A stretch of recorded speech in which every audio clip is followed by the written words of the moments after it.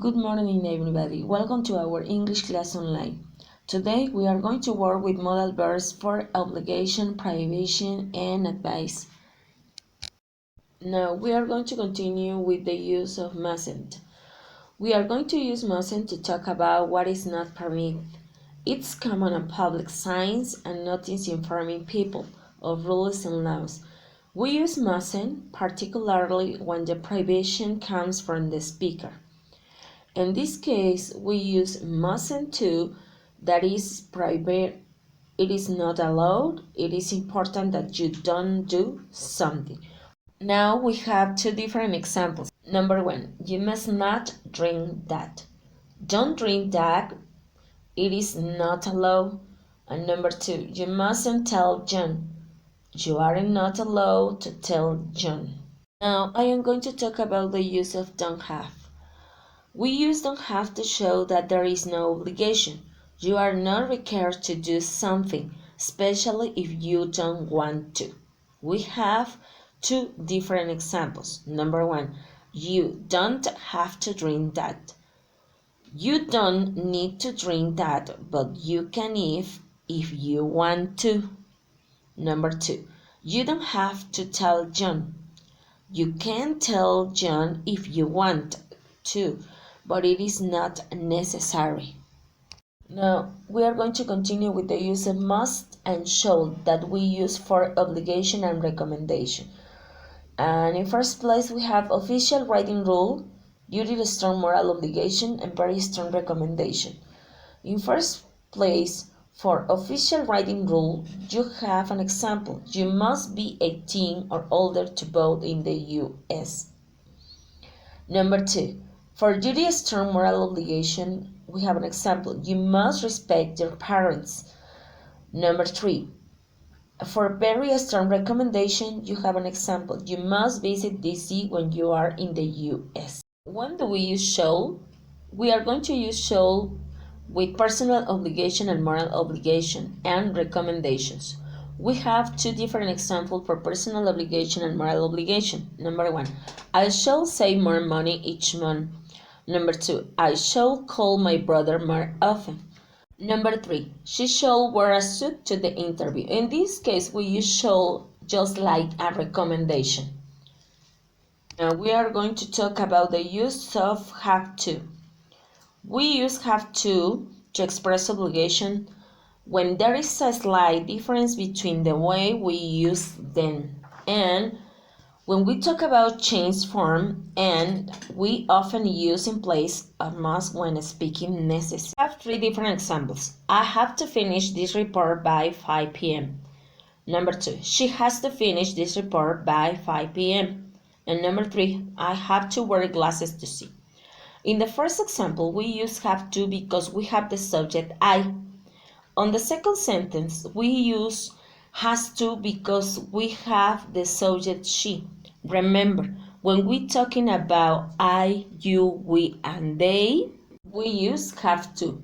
And when we're talking about he, she, and it, we use has to.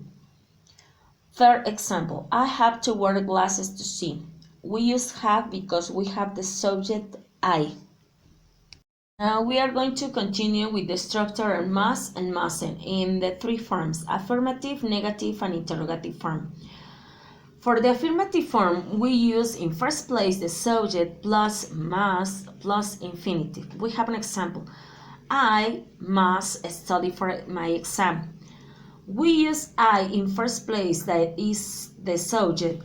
And second place we use must, and on third place we use the main verb in infinitive, that is study.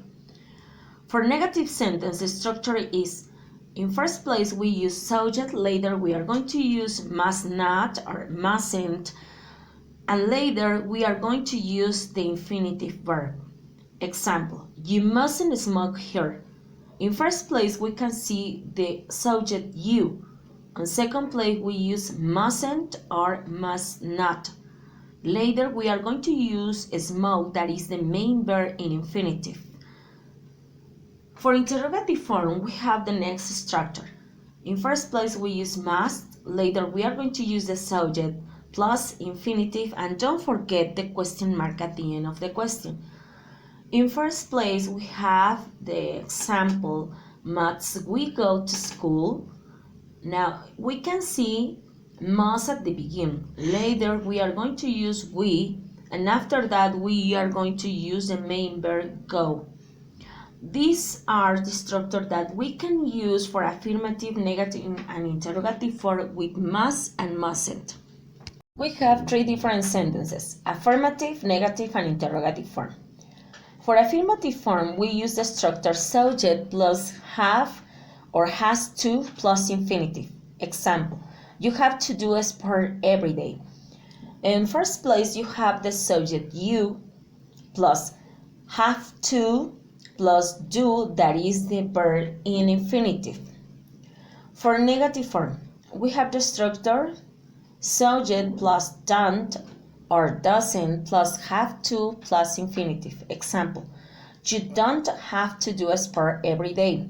In first place, we can see the subject you. In second place, you have the auxiliary don't or doesn't. Either we are going to use have to plus do in infinitive. Number 3, questions.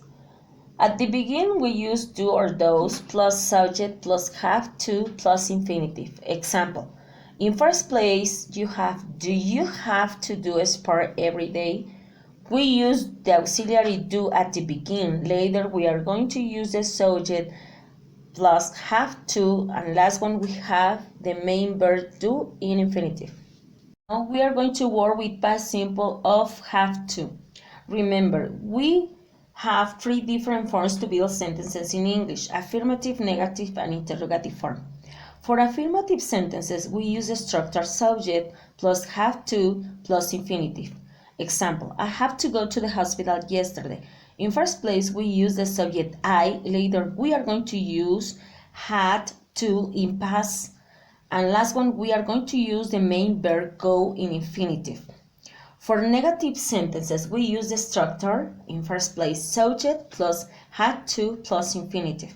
Example, I didn't have to go to the hospital yesterday. In first place, we use the subject I. Later, we are going to use the auxiliary did plus not, and we are going to use have to. Remember, we are going to use have to in present, and later we are going to use the main verb go in infinitive. Now, we are going to continue with the interrogative form. In first place, we use subject plus did plus subject plus have to plus infinitive, and don't forget last the question mark. Example, did you have to go to the hospital yesterday? In first place, we have the auxiliary did at the beginning. Later, we are going to use the subject you, and last one we have to and go in infinitive. We are going to work with have to in present perfect. Remember, all the time we are going to use affirmative, negative, and interrogative form. For affirmative form, we use the structure subject plus have or has or had to plus infinitive. Example, she has had to buy a car. We can see in first place the subject she. Later we are going to use has because we have she. Later we are going to use had in past, and later we are going to use the main verb in infinitive.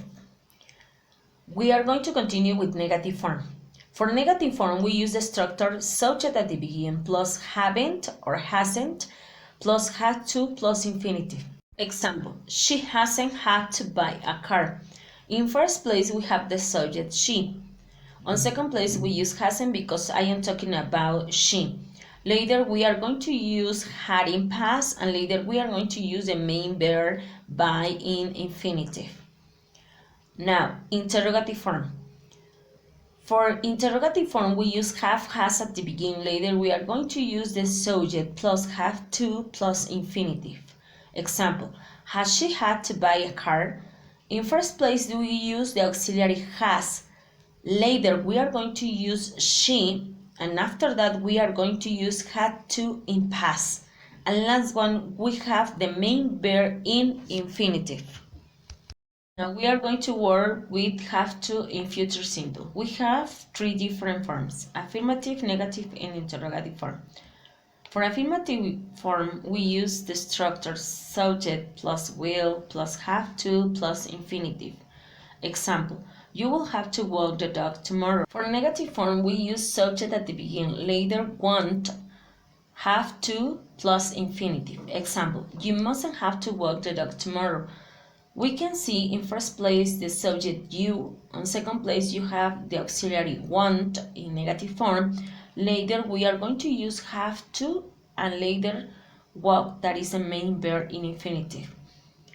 For interrogative form we use will at the beginning, later subject plus have to plus infinitive. Example, will I have to walk the dog tomorrow? Will is the auxiliary, I the subject, have to, and later we are going to use the main verb in infinitive. Now we are going to continue with modal verbs for permission and obligation. Remember, we often use verbs with modal meanings that talk about permission and obligation. Modal verbs for permission: can, could, may. In first place, we use can. We often use can to ask for and give permission. We have two different examples. Can I sit here? We use can at the beginning, and later we are going to use the subject I, and later we are going to use the main verb in infinitive. On second sentence we have you can use my car if you like. We can see the subject you at the beginning. Later we are going to use can, and later we are going to use the main verb in infinitive. Remember, this is for affirmative sentences. Now, we are going to continue with could. We use could to ask for permission, but not to give it. Could is more formal and polite than can. We have two different examples. Could I ask you something? Could I interrupt? In the first sentence, we can see could at the beginning. Later, we are going to use the subject, and after that, we use ask in infinitive. Remember, this is for interrogative forms. On second sentence, we use could at the beginning. Later, we are going to use the subject I, and last one, we have the main verb in infinitive.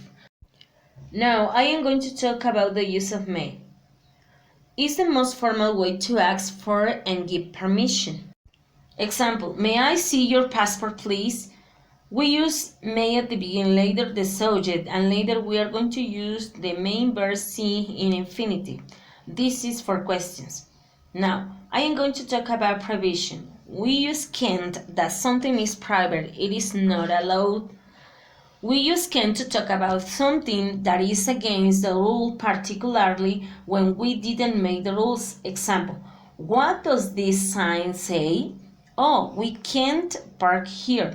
In first place, we have a questions, and later we are going to use the answer with can't in negative form. Last one, we have the homework. Write a sentence in your notebook using must, mustn't, have to, don't have to, can, could, may, and can't, please. And please don't forget to take notes in your notebook. God bless you. Thanks for your attention. Have a nice day.